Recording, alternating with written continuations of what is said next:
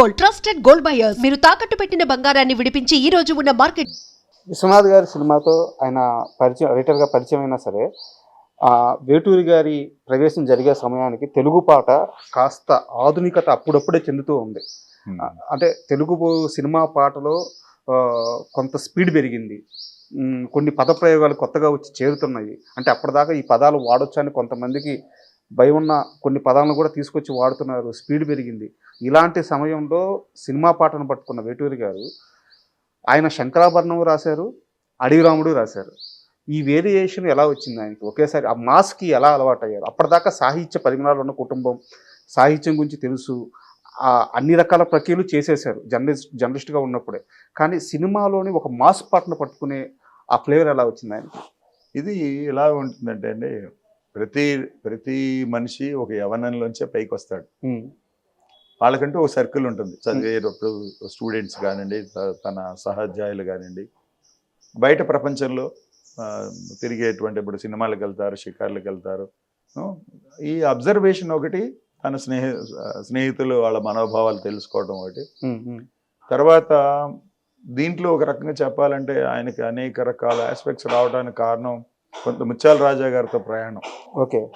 ఆయన ఈ నాగార్జున సాగర్ డ్యాముకి ప్లాన్ చేసి కట్టక ముందు 4-5 సంవత్సరాల నుంచి ఆయనతో కలిసి తిరగటం, ఆయన ఢిల్లీలోని ప్రభుత్వ పెద్దల్ని ఒప్పించడానికి వెళ్తూ ఈయన తీసుకుని వెళ్ళటం, అనేక చోట్లకి ఈయన వెళ్ళటం, వాళ్ళ మనస్తత్వాలు తెలుసుకోవటం, వాళ్ళ యంగర్ డేస్ ఎలా ఉండేవి అని వాళ్ళని అడిగి, ఈ ఇంటరాక్షన్ వల్ల ఏమవుతుందంటే ఎవరికి ఏం కావాలి అంటే, ఇప్పుడు ఈ వయసు వాడికి ఎటువంటిది కావాలి, 16 ఏళ్ళ వాడు ఏం ఊహిస్తాడు, 16 ఏళ్ళ అమ్మాయి ఎటువంటి భావనలో ఉంటుంది, ఇవన్నీ ఆయన ఆకలింపు చేసుకుని ఉన్నాడు. కొంతమంది ఏం చేస్తారంటే, మామూలుగా రచయితలందరూ పాండిత్య ప్రకర్ష మీద అట్లా సాధన చేసుకుంటూ పైకి వస్తారు. ఈయన అలా కాదు, ఒక జనరల్గా అందరూ ఎలా బిహేవ్ చేస్తారు, వాళ్ళ మనస్తత్వాలు ఎలా ఉంటాయనేది ఆయన స్టడీ చేస్తున్నాడు. అట్లాగే ఎక్కడైనా ఇప్పుడు మీరు పరిచయం అయితే మీతో మాట్లాడేది అంటే, బాబు మీది ఏ ఊరు అని అడుగుతాడు, మీ ఊర్లో ఏది విశేషమైనది అంటాడు, మీ ఇంటి పేరు ఏమిటి, ఒకవేళ ఆయనకి ఏదైనా ఆ ఇంటి పేరు తట్టి ఉంటే ఫలానా వాళ్ళు మీకు ఏమవుతారు అని అడుగుతారు. సో ఇట్లాగా మీ దగ్గర నుంచి ఇన్ఫర్మేషన్ తీసుకుంటాడు, మీ బ్యాక్గ్రౌండ్ కానీ, మీ ఊర్లో ఉన్న విచిత్రాలు కానీ, మీ ఊర్లో గోదావరి ఉందా, దాని పాయ ఉందా, టెంపుల్ ఉందా, దాని విశేషాలు ఏంటి, ఒకవేళ ఆయనకి నిజంగా నచ్చితే అబ్బాయిని తీసుకుని వెళ్తాడు, ఓకే చూపించు నాకు ఆ విశేషాలు అని. అంతటి ఒక అంటే ప్రభాకర్ శాస్త్రి గారి లాగా ఒక కొత్తవి తెలుసుకోవాలనేటువంటి ఒక ఇంట్రెస్ట్ ఉంటాం. ప్రతిరోజు ఆయన ఏదో ఒకటి కొత్తది నేర్చుకుంటూ ఉంటాం, ప్రతి వాళ్ళతోనూ సంభాషించడం, పిల్లలతో పిల్లల్లాగా మాట్లాడతాడు, పెద్దవాళ్ళతో పెద్దవాళ్ళలాగా మాట్లాడతాడు ఆయన. సో ఆ రకంగా అన్ని ఫ్లేవర్స్ వస్తాయండి. ఇప్పుడు ఏంటంటే, సినిమాకి రాస్తాం కానీ థియేటర్లో మనం కూర్చున్నప్పుడు ఎంతమంది ఎన్ని మాట్లాడుతున్నారు వీళ్ళు ఎవరో తెలియదు కదా. అవును, మన థియేటర్లో కూర్చున్నాం, మనం ఎవరో తెలియదు, పక్కన వాడు అంటాడు ఈ సన్నివేశం బాగుందనో బాగాలేదనో, ఇలా ఉంటే బాగుంటుందో, ఈ పాట బాగలేదో, ఇవన్నీ చర్చలు నడుస్తూ ఉంటాయి థియేటర్లో. అట్లాగే ఈ బయటకు వచ్చే వాళ్ళు మాట్లాడుకునేవి ఇవన్నీ తెలుసుకుంటారు. లేకపోతే ఎదగటం కష్టం సార్, ఎందుకంటే మనం రాసిందే వాళ్ళు చూడాలంటే అది కాని పని సార్. అప్పట్లో యాక్చువల్గా సినిమా మొత్తం కలెక్ట్ చేసేది కూడా మహా అయితే లక్షల్లో ఉండేది, చాలా తక్కువ అమౌంట్. అలాంటి రోజుల్లో అడవి రాముడు సినిమాలోని ఆరేసుకోబోయి పారేసుకున్నాను హరి అనే పాటని ఇప్పటికీ దాన్ని ₹1 కోటి పాట అంటూ ఉంటారు. ఎందువల్ల సార్ అది? యాక్చువల్గా ఆ పాట పల్లవి ఆ సినిమా కోసం రాసింది కాదు. అవునా? అంతకుముందు నేను గుర్తుపెట్టుకుంటే చిన్ని కృష్ణుడు అనుకుంటా, ఆ చిన్ని కృష్ణుడు పిఏపి వాళ్ళు తీసిన సినిమాకి పాట రాయాల్సి వచ్చి రాసే పల్లవుల్లో ఒక పల్లవి అది. ఆయన అనేక పల్లవులు రాస్తే అది సరిగ్గా రాక వాళ్ళకి నచ్చక అలా వదిలేసిన దాంట్లో ఉన్నటువంటి పల్లవి. ఆఖరికి ఆయన వాళ్ళకి నచ్చింది ఏంటంటే, చిరాకుపడి ఇక నేను చాలా రాశాను, 30-40 పల్లవులు రాశాను అని ఆయన కాగితం మీద ఏం రాశాడంటే, ఎరక్కపోయి వచ్చాను, ఇరుక్కుపోయాను, వదిలేస్తే పారిపోతాను అని రాసేసి కాగితం మీద డైరెక్టర్కి ఇచ్చేసి వెళ్ళిపోయాడు. ఓకే. మెట్లు దిగి వెళ్ళిపోతున్నాడు ఫస్ట్ ఫ్లోర్ నుంచి. వెళ్తుంటే ఆ డైరెక్టర్ గారు చూసి చలపతిరావు గారు, మ్యూజిక్ డైరెక్టర్ చలపతిరావు గారికి ఇచ్చాడు, చూడండి ఆయన మీ మీద చిరాకు పడి వెళ్ళిపోతున్నాడు, ఇది బాగుంది పాట, ఇదే కావాలని రాశాడు. అది అట్లాగా ఒక సామాన్యమైనటువంటి ఎక్స్ప్రెషన్ వాళ్ళకి నచ్చింది. అది ఫస్ట్ ఆయన సూపర్ హిట్ సాంగ్ అంటే అడవి రాముడి కంటే కూడా ప్రజాదరణ పొందిన విపరీతమైన ప్రజాదరణ పొందినటువంటి పాట ఎరక్కపోయి వచ్చాను ఇరుక్కుపోయాను అనేది నాగేశ్వరరావు గారి మీద చిత్రీకరించిన పాట అండి. అప్పుడు రాసిన పల్లవి అది. ఇక్కడ కూడా అనేక పల్లవులు అనుకుంటున్నప్పుడు ఆ సన్నివేశ పరంగా ఇది బాగుంటుంది అని చెప్పి దాన్ని ఇక్కడ పెట్టడం, దాన్ని రాఘవేంద్రరావు గారు చాలా ఇష్టపడి తీసుకోవడం జరిగిందండి. అట్లాగా ఆ సాంగ్ దాంట్లో పెట్టబడింది, అంటే ఆ పల్లవి పెట్టి మిగతా సాంగ్ రాశారు. అండ్ యాక్చువల్గా ఈయన తన గురువులుగా భావించే వాళ్ళలో కానీ, తను బాగా గౌరవించే వాళ్ళలో కానీ ఆత్రేయ గారికి ఒక ప్రత్యేక స్థానం ఉంటుంది. కానీ అదే ఆత్రేయ గారితో వేటూరి గారికి అనేక రకాల విభేదాలు ఉన్నాయని చెప్పి అంటారు. లేదండి, అట్లాంటిది ఏం లేదు. అంటే సాహిత్యపరమైన విభేదాలే లేదు. అంటే ఈయన వాడే పదజాలం కానీ, లేకుంటే ఆత్రేయ గారు ఈయన దగ్గరికి వచ్చి ఇంకొక 10 సంవత్సరాలు ఆగి వచ్చి ఉండొచ్చు కదా వేటూరి నువ్వు అని చెప్పేసి. అందరికీ ఉంటుందండి. ఇప్పుడు మీరు ఒక కంపెనీలో పనిచేస్తున్నప్పుడు మీకు ముందు ప్రమోషన్ వస్తే ఇదేంటి నా వెనకాల వచ్చినవాడు నాకంటే పై స్థాయిలో ఉన్నాడు అనేటువంటిది అందరికీ ఉంటుంది. అందులో ఇది ప్రొఫెషనల్ ఫీల్డ్. సార్ మా నాన్నగారు వచ్చేటప్పటికి, ఇప్పుడు వాళ్ళు వచ్చిన టైం కూడా 30-36 ఏళ్ళకి వచ్చారు. మా నాన్నగారు వచ్చేటప్పటికి 36 ఏళ్ళు సినిమా ఇండస్ట్రీకి ఆల్మోస్ట్ ఆ ఏజ్లోనే వచ్చారు. 71-72 అంటే 35-36 ఏళ్ళు. అది కరెక్ట్ వయసే అందరూ. కాకపోతే వాళ్ళకి అనిపిస్తుంది, ఎందుకంటే వాళ్ళు ఆల్రెడీ సెటిల్డ్గా ఉన్నారు. ఈయనకేం లోటు లేదు, ఆర్థికంగా ఈయనకి ఎటువంటి లోటు లేదు. మంచి ఉన్నతమైన సంపద ఉన్నటువంటి కుటుంబం కాబట్టి వాళ్ళకి అనిపిస్తుంది ఎందుకు వచ్చాడు తొందరగా, మా మా మా గిరాకీ కొంచెం తగ్గింది కదా అన్నటువంటి భావన. అందులో the most commercial writer Atreya గారండి. ఆయన పాటలు మీకు మీరు వినుంటారు, చాలా అసలు నెంబర్ 1 రైటర్ అనమాట. అంటే ఎట్లా ఉండేదంటే ఆయనకి ఎక్కువ అమౌంట్ ఇచ్చేవాడు మిగతా రైటర్ల కంటే, అంత గొప్పగా చూసుకునేవారు. ఆ స్థాయికి వెళ్ళిపోయాడు. సో ఆయనకి కొంత తగ్గుతుంది కదా వచ్చే వాళ్ళు, దాంతో ఆయన సరదాగా అన్నదే తప్ప ఆయన మనసులో పెట్టుకునేటటువంటి భావజాలాలు ఎవరికి లేవండి. చాలా ఇద్దరు స్నేహంగా ఉండేవాళ్ళు.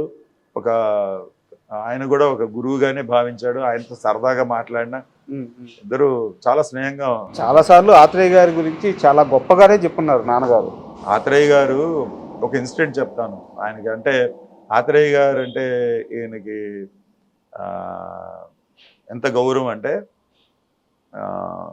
చిలిపి కృష్ణుడు అనుకుంటాను, రామానాయుడు గారు సినిమా చేస్తున్నారు. ఆయన వచ్చి ఫాదర్ దగ్గర అడిగారు, ఇలాగా మా సినిమాలో మీరు పాటలు రాయాలని. ఈయనకు ఒక నియమం పెట్టుకున్నాడు, రామానాయుడు గారి సినిమాలకు కానీ జగపతి ఆర్ట్స్ సినిమాలకు కానీ నేను రాయకూడదు, ఎందుకంటే ఇవి రెండు కూడా ఆత్రేయ గారి కంపెనీలు. అంటే మీకు తెలుసు దసరా బుల్లోడు, ప్రేమనగర్ ఇలాంటి గొప్ప గొప్ప హిట్స్ ఇచ్చినటువంటి సంస్థలు అవి.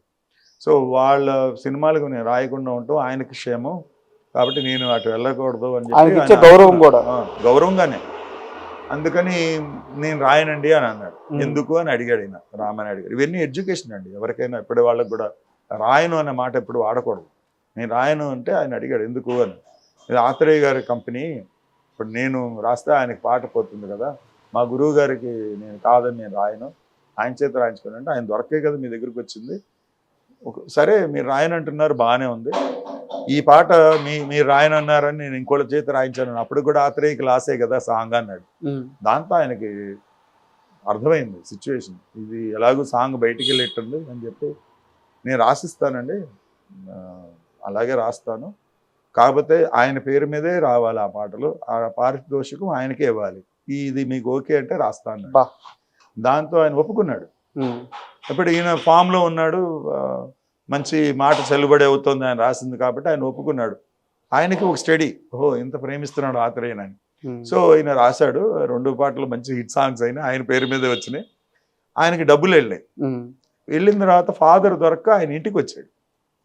ఇంటికి వచ్చి, అమ్మ మీ ఆయన ఏంటి ఇలా చేశాడు, పాటలు రాసి నా పేరేసి నాకు డబ్బులు పంపించారు, చాలా ఉన్నతమైన మనస్తత్వాన్ని, నీకు పట్టు చీర తెచ్చి పెడతాను అని అన్నది అని అన్నాడు ఆయన. ఇంటికి వచ్చిన తర్వాత మా మదర్ చెప్పింది ఆయనతో, ఇట్లా వచ్చారు పెద్ద ఆయన ఇలా అన్నాడంట. సరేలే వచ్చినప్పుడు చూద్దాం అని అన్నాడు. సరే అట్లా ఎవరి పని వాళ్ళు చేసుకుంటున్నారు. ఎన్నాళ్ళైనా రాకపోయేటప్పటికి వస్తే ఆత్రేయ అయ్యేవాడు కాదు అంటాడు మా ఫాదర్. అట్లా ఉండేది అన్నమాట సరసం. అట్లాగా ఒక 5-6 సినిమాల్లో మా నాన్నగారి పాటలు ఆయన పేరు మీద వెళ్ళినాయి. ఆయన ఏమి అబ్జెక్ట్ చేయలేదు. ఉదాహరణకి జానకి కలగన లేదు అనేటువంటి ఒక పాట. అప్పుడు ఏమైందంటే ఆ పాట పల్లవి రాశారు ఆయన, ఆ తర్వాత కాలం చేయటం జరిగింది. వీళ్ళు వేరే సాంగ్ రాశారు, మా ఫాదర్ తెలుగు హిందీ కలిపి ఉండేటువంటి పాట రాసినప్పుడు గుత్తా రామినేడు గారు అన్నారు, ఇలాగా ఆత్రేయ గారు ఒక పాట అనుకున్నాము రాయాలని, ఆయన మొదలుపెట్టి ఫినిష్ చేయలేదు, మీరు రాయండి అని అంటే ఏం రాశాడు అని అడిగాడు ఆయన. ఆత్రేయ ఏం రాశాడంటే పల్లవి చెప్పాడు, బాగుంది పల్లవి, మిగతా చరణాలు నేను రాస్తాను, ఆయన పేరు మీద పెట్టేసి మీరు రికార్డ్ రిలీజ్ చేసుకోండి అని చెప్పి మిగతా చరణాలు ఆయన రాశాడు. పల్లవి మటుకు అయింది, చరణాలు ఆయనవి. అట్లాగే ఇంకొక ఇన్సిడెంట్ ఏంటంటే అందరికీ తెలిసింది, ఇది మంచి ఫేమస్ సాంగ్ అండి. అట్లాగే మురారి గారి సినిమాలో మురారి గారి సినిమా లాస్ట్ సినిమా కొంచెం కాంట్రవర్షియల్, అది నారీ నారీ నడుము మురారి అనేది. దాంట్లో ముహూర్తపు సాంగ్గా మా ఫాదర్ సాంగ్ రికార్డ్ అయింది. ఇరువురు భాముల కౌగిలు అనేది ఓపెనింగ్ ముహూర్తం సాంగ్ అని అయింది. తర్వాత ఇంకో సాంగ్ కూడా రాశాడు ఆయన, ఏదో పని మీద బయట ఊర్లో ఉన్నప్పుడు ఆత్రేయ గారు లేరని చెప్పి ఆయన కాలం చేశారని చెప్పి ఈ సాంగ్కి ఆయన పేరు మీద రిలీజ్ చేశారు. ఇదేంటి ఇలా చేశారు అంటే, ఆయన లేడు కదా, నా సినిమాలో ఆయన పేరు లేకుండా ఒక్క సినిమా కూడా లేదు, రాయలేకపోయాడు కాబట్టి ఈ పాటకి ఆ పేరు వేశారంటే ఆయన అన్నాడు, ఓకే మా గురువుగారి పేరు మీద వెళ్ళింది కాబట్టి నాకు అభ్యంతరం లేదని చెప్పేసి వదిలేశాడు. అది మొన్న మధ్య ఇంటర్వ్యూలో కూడా నేను పెట్టాను మా ఛానల్లో. ఇలాగా ఆ గౌరవం ఎప్పుడు పెద్దవాళ్ళకి అందరికీ చాలామందికి ఆయన సాయం చేసి వాళ్ళకి అండదండగా ఉండటం కానీ, వాళ్ళ అనుజుడిగానే ఉన్నాడు ఆయన. ఇప్పుడు కూడా వాళ్ళతో విభేదాలు లేవు, ఏవైనా ఉంటే మనసులో ఉంటాయి, కానీ అది ఒక కావాలని వెల్లడించేటువంటి పరిస్థితి ఎప్పుడు రాలే ఎవరికి. కళా తపస్వి కేసునాథ్ గారితో నాన్నగారి ప్రయాణం అదంతా ఒక చరిత్ర అన్నమాట. శంకరాభరణం అంటే దాంట్లో పాటలు, వాటి స్థాయి ఈ రోజుకి ఇన్ని తరాల తర్వాత కూడా మనం ఒక పురాణంలో ఎలా అయితే చూస్తామో ఆ సినిమా కూడా అంతే, ఆ సినిమాలో పాటలు అంతే, ఆ సినిమా పాటల సాహిత్యం అంతే. సో శంకరాభరణం గురించి మీకు తెలిసిన ఆ శంకరాభరణం పాటల గురించి మీ దగ్గర ఉన్న ఏమన్నా విశేషాలు మాతో పంచుకుంటారు? నేను ఎక్కువ మా ఫాదర్ని ఇష్టపడేది అంటే చిన్నప్పటి నుంచి ఆయనతో ఉండటం వల్ల సినిమా సాహిత్యం ఎలా రాస్తున్నాడు అనేది నాకు ఒక వింత. మీరు అడిగారు ఇందాక యంగ్స్టర్స్కి ఎలా రాస్తున్నాడు, అది నాకు ఉంటుంది.